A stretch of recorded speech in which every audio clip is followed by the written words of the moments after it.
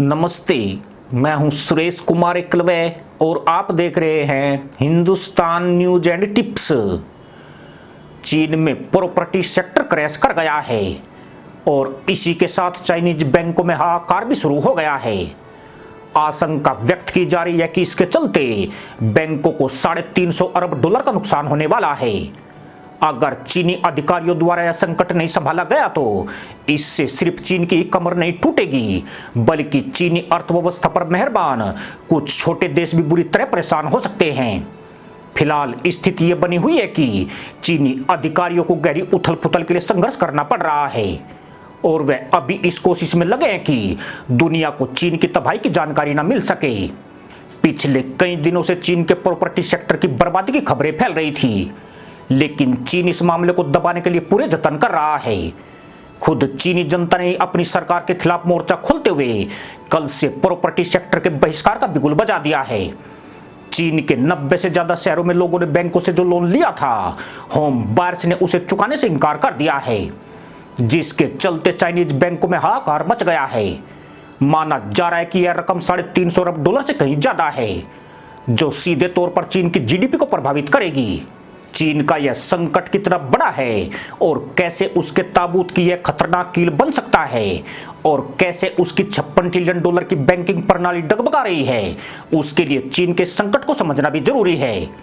दरअसल चीन में प्रॉपर्टी सेक्टर उसकी जीडीपी में बहुत बड़ा स्थान रखता है।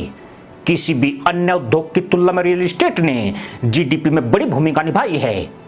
चीन में वित्तीय स्थिरता के लिए अचल संपत्ति बाजार को ही अंतिम आधार माना जाता है। चीन में प्रॉपर्टी खरीदने के लिए लोगों को अंधाधुंध लोन बांटे गए, लेकिन डेवलपर्स वक्त पर परियोजनाएं न शुरू कर सके और न ही वे उसे पूर्ण कर पाए, जिसके चलते लोन धारक बीच में फंस गए। अपनी जान फंसता देखकर उन्होंने लोन चुकाने से मना कर दिया। यही नहीं, लोगों ने घरों को खाली करना भी शुरू कर दिया है। लिहाजा इस संकट में चीन के बैंक भी फंस गए हैं। बैंकों के पास पैसों की वसूली का कोई रास्ता नहीं बचा है।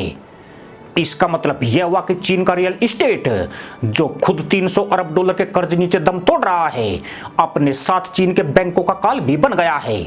चाइनीज बैंकों ने अभी तक $2 अरब 10 करोड़ युआन का घाटा होने की जानकारी दी है, लेकिन अनुमान है कि यह आंकड़ा 2.4 ट्रिलियन युआन यानी $356 अरब के करीब है। दरअसल चीन के बैंक बीच में फंस गए हैं। अगर वे डेवलपर्स को परियोजनाओं को पूरा करने में मदद नहीं करते हैं तो उन्हें बहुत ज्यादा पैसा खोना पड़ेगा, लेकिन यदि वे ऐसा करते हैं तो रियल एस्टेट सेक्टर में जोखिम और ज्यादा बढ़ा लेंगे। यानी चीन के बैंकों की हालत एक तरफ कुआं और दूसरी तरफ खाई वाली हो गई है। खास बात यह है कि रियल एस्टेट सेक्टर पहले ही कबूतर की तरह फड़फड़ाकर ढेर हो चुका है। उसे और कर्ज बांटने का मतलब अपने पैर खुद कुल्हाड़ी मारना है। पीपुल्स बैंक ऑफ चाइना के आंकड़ों के अनुसार मार्च के अंत में डेवलपर्स पर 39 ट्रिलियन युआन बकाया मोर्गेज और अन्य 13 ट्रिलियन युआन कर्ज थे। चीन के स्थानीय बैंक जिन्होंने छोटे शहरों और ग्रामीण क्षेत्रों में कर्ज बांटे, वे और भी ज्यादा परेशान हैं और प्रांतीय सरकारों की तरफ राहत के लिए देख रहे हैं। उनका पूंजी प्रवाह चूंकि और भी ज्यादा कम है, लिहाजा वह और भी अधिक खतरे में आ गए हैं। हेनान प्रांत के 14 बैंक तो खुद को दिवालिया घोषित कर चुके हैं, जबकि 4000 छोटे बैंकों पर डिफॉल्ट होने की तलवार लटक रही है।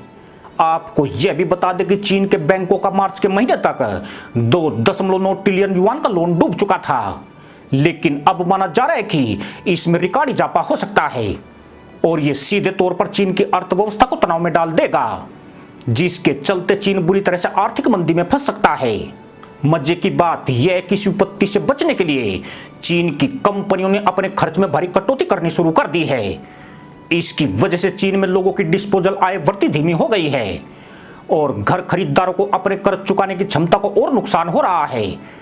खास बात यह है कि चीन की मंदी की लपटें 70 प्रमुख शहरों से 48 शहरों तक फैल गई है और इन्हीं शहरों में रियल एस्टेट कारोबार सबसे ऊपर है। चूंकि चीन की जीडीपी प्रॉपर्टी इन्वेस्टमेंट देश के सकल घरेलू उत्पाद का 20% है, इसलिए चीन पर इसके धराशायी होने के हाहाकारी असर पड़ेंगे, या यूं भी कह सकते हैं कि असर दिखने शुरू हो चुके हैं। जनता सड़कों पर है और रियल एस्टेट सेक्टर से जुड़ी कंपनियां कर्ज के बोझ से बेदम हो गई है, जबकि चीन के बैंक बिनाई में मारे जा रहे हैं। ऐसे में प्रॉपर्टी सेक्टर क्रैश होने का मतलब चीन के क्रैश होने की आशंका तेज कर रहा है। यानी आने वाले वक्त में चीन में किसी बड़े उलटफेर से इनकार नहीं किया जा सकता है। इसी के साथ अनुमति दोस्तों, जय जवान, जय किसान, जय हिंद, वंदे मातरम।